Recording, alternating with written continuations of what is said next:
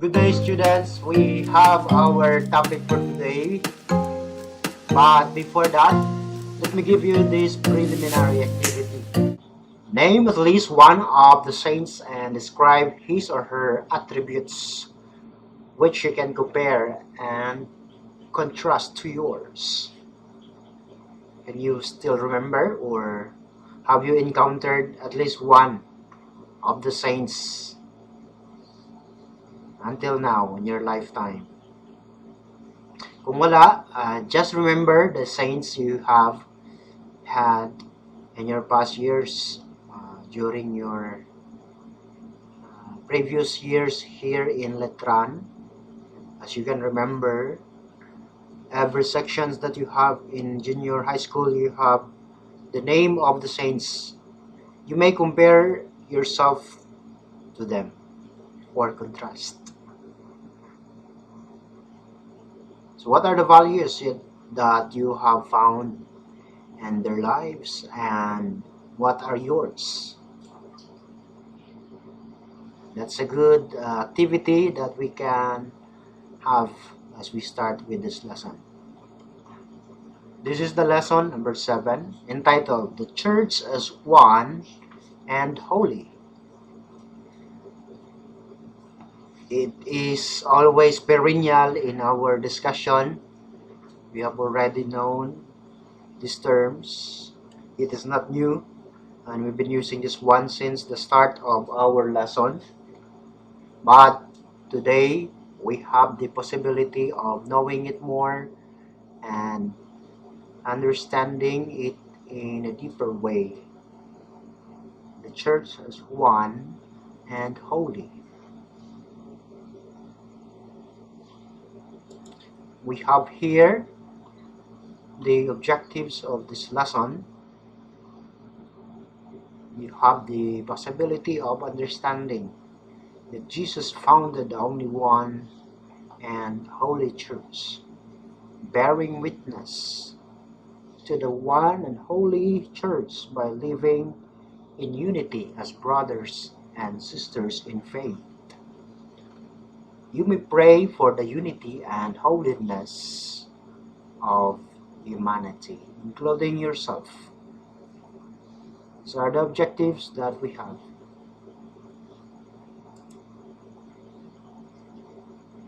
As shown in our screen, we go directly to the first definition of the church in today's lesson. The church is one. As shown in the picture, our preliminary activity is concerned, we can always identify ourselves from the other as a unique and a different person. And we are proud and confident to say na ay diferensya ang atuang characteristics and attributes compared to others, and even those who are twins, identical twins. Bisag identical twins sila, class, there's always that possibility nga naadjud sila magkalahi-lahi gyud ang ilahang mga attributes sa ilahang pagkatao, personality. However, we are called to a universal calling of oneness. There's always the challenge to be one with the other. Especially now, we are commonly doing the individual force of separating ourselves from the others. I don't know if you would agree. Nowadays, especially for having this pandemic, we are somehow forced by our surroundings to put this distance or social distancing, that we can say that we are being separated by forced. It's a tricky act of individualism. Mura di mapugos kita nga magbulag, no. So other than that, we differ also in terms of races, values, or culture. Lahi-lahi ang atong mga kultura, family orientations, lahi-lahi, and of course the number. Lahi-lahi po ang atong number. I experienced studying in Rome. I don't know if you can, you have the idea. I studied in Rome with the other uh, students belonging to other countries. International. So lisod kay class lisod kayo mo puyo nga lahi-lahi ang kultura nga imong kaila. Ay na Italian, na ay Brazilian, na ay African. So maglisod ka og sabot usahay. There is that what we call culture shock. So usahay makaingon ta nga ang humot sa tuwa mga Pilipino baho na para sa ilaha. So lahi-lahi tag panglantaw sa isa ka butang. But aside from that, in our topic for today, we are called to oneness. That universal call of oneness, or what we call the inner calling to unity. Kailangan ta maghiusa, hindi siya maghinusara, no? Maghiusa sa kada isa. We have that one God na nagatawag sa tuwa, isa ka Ginoo nga nagatawag sa tuwa and unifies us as one body. Sometimes, if you can observe it in your own family setting, kinsa man sa inyo hadira ang wala jud gaaway, ang wala jud naga-conflict sa iyahang mga igsuon. Sa inyo ha karon na present sa tuang online class, would you say nga wala jud mo ka-experience o nalis-lalis sa imong mga kauban sa balay? Di ba na jud na yung mga paglalis sometimes sa imong papa, even makatubag pa ka sa imong mama o papa. It shows the differences of perspective. But it does not hinder us, my dear students, to pursue the oneness that we are being called. Bisag sige ra tag-away, pero in times of trials po in life, kita ra po ang magpinsahay sa tuang mga igsuon. Ikaw ra po ang modipinsa sa imong igsuon, sa imong mama, sa imong papa. God, who is founding us and calling us to that oneness, will never be happy if we are to be separated to someone or with someone or from someone we belong or we love. So that's the call to oneness.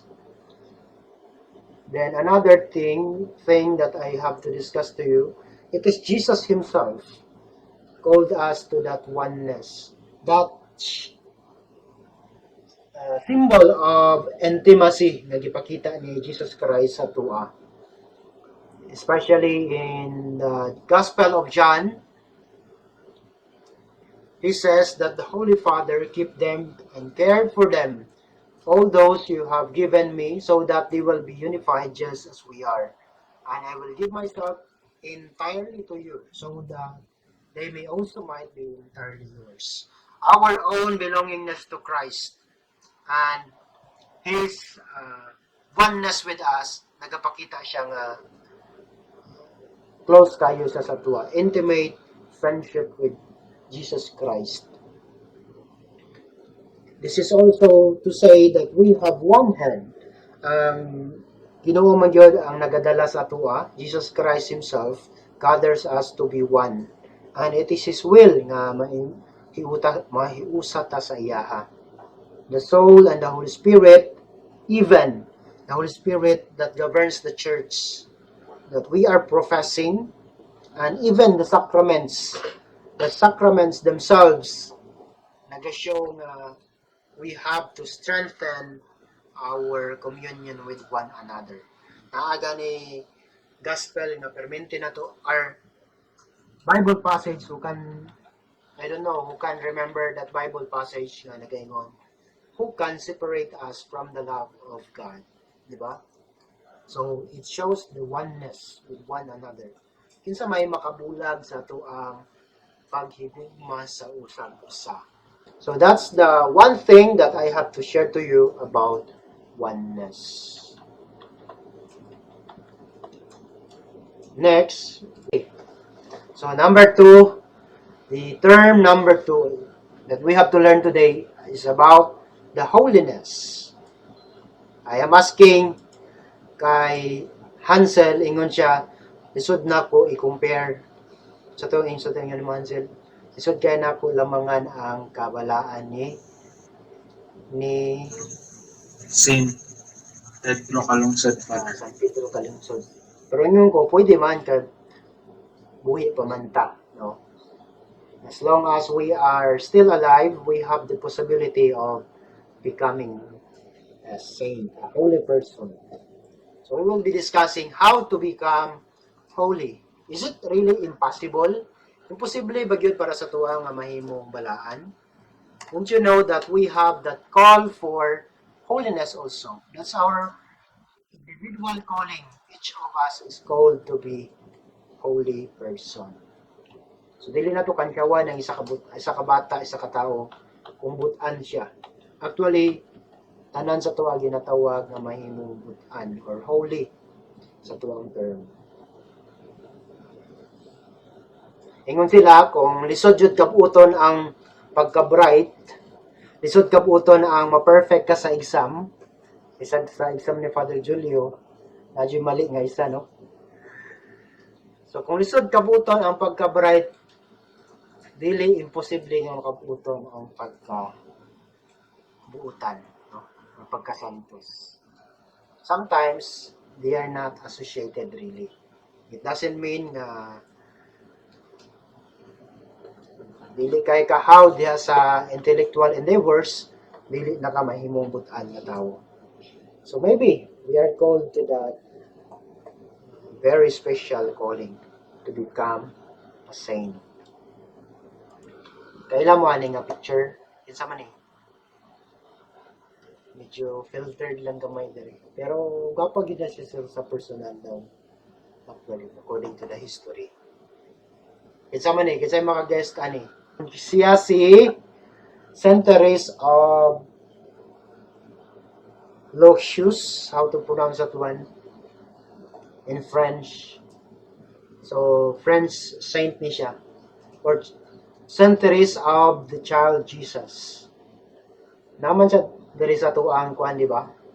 Sa atuang section sa grade 10. Kinsay na grade 10? Saint Therese and John. Di ba?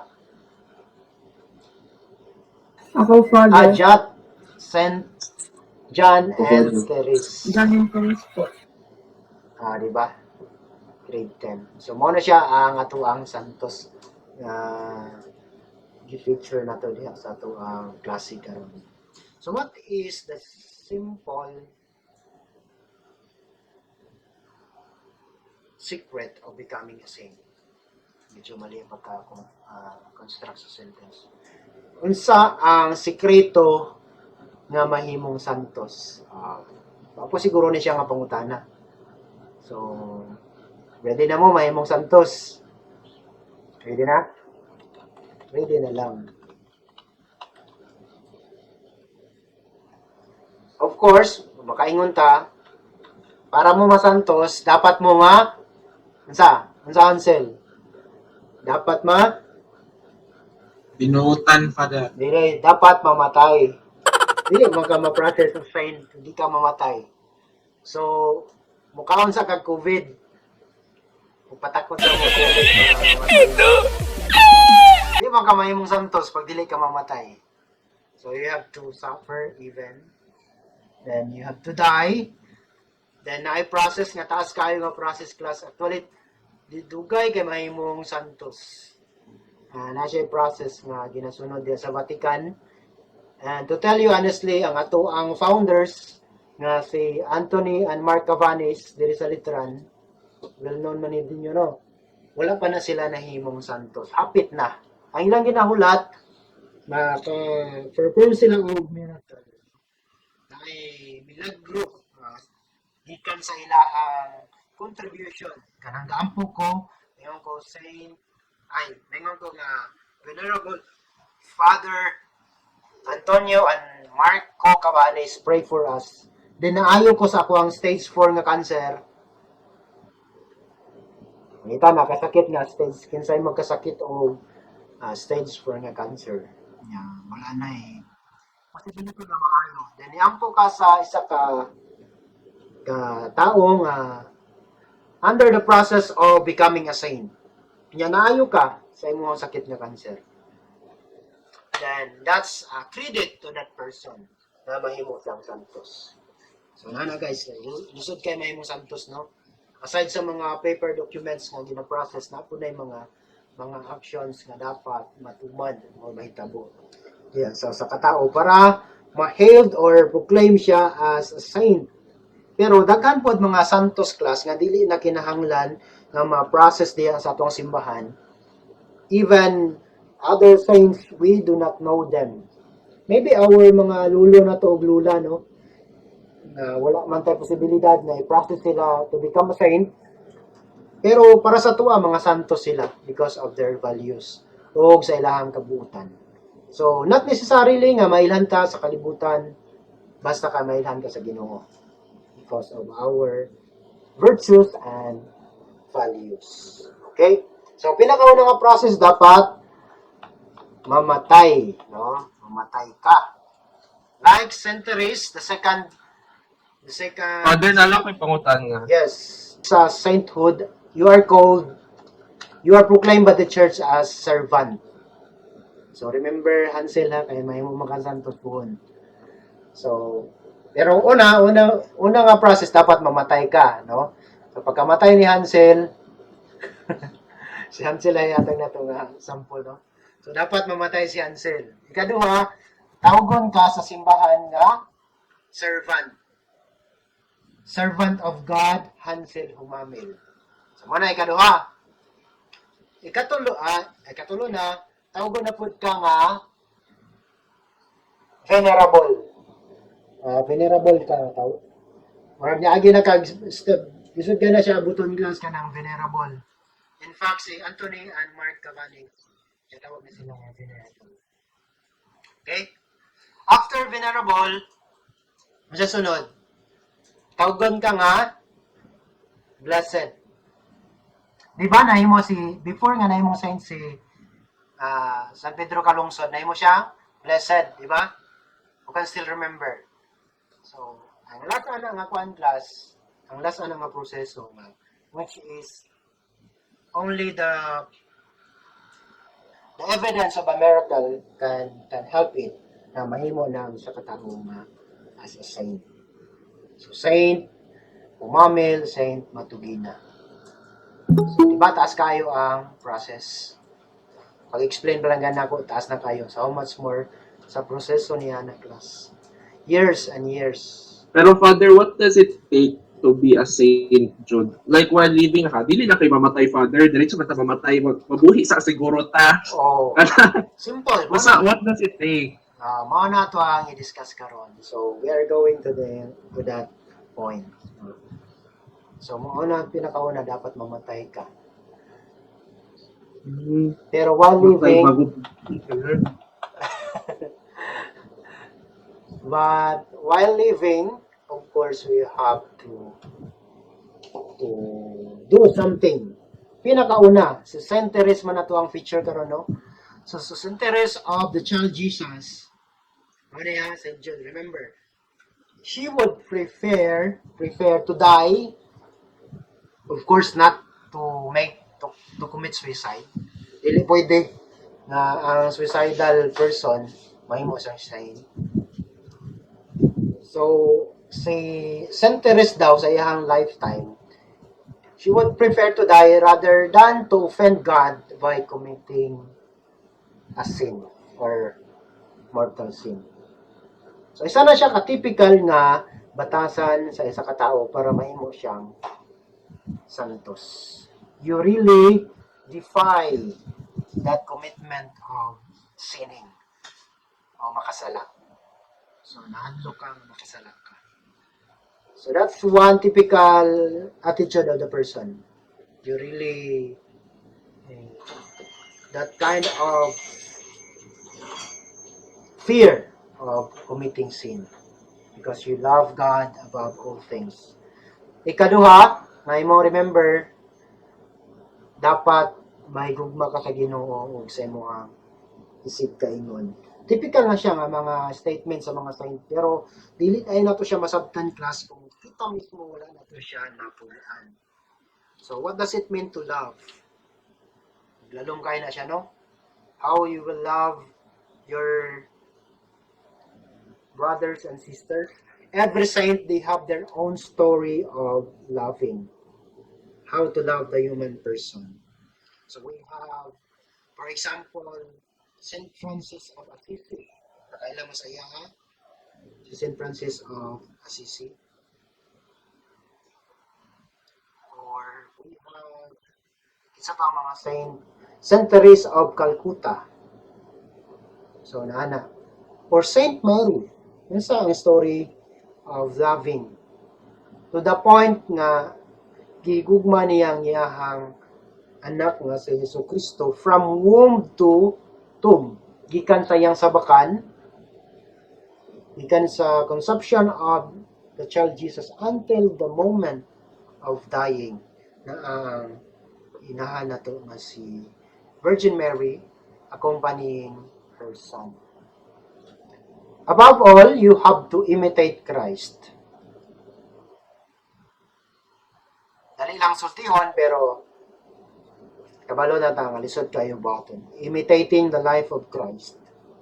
Especially the humility and about His love. To the point of loving your enemies. Wala siguro to para dili kayo makalimot, no? But those are the simple steps of becoming a saint. So we will proceed. Kadali, mga duha na lang nito slide class. Or duha or isa? Are you still with? Isa na lang na. Okay. So the church is held as a matter of faith to be unfailingly holy according to the Catechism of the Catholic Church. Ano man, it is because God is holy and Christ is our founder. So, ang basahin ninyo class sa ato ang discussion, sa ato ang libro, na naman ta sa ato ang page number 98. Page number 88 to 99 of your book. Masabtan ninyo dayon ang ato ang topic about holiness. We are called to holiness of life because God Himself is holy. Be perfect as your Father in heaven is perfect. It is the same way saying, be holy as a person because our founder, our head is holy also. Okay? So I hope you learned something for today in our topic about holiness. If you have questions, you may ask it now or else let's call it a day for us. Okay, ayo, God bless. Have a blessed afternoon. Bye. Thank you, Father. Father. Ay po, thank you po. Thank you po.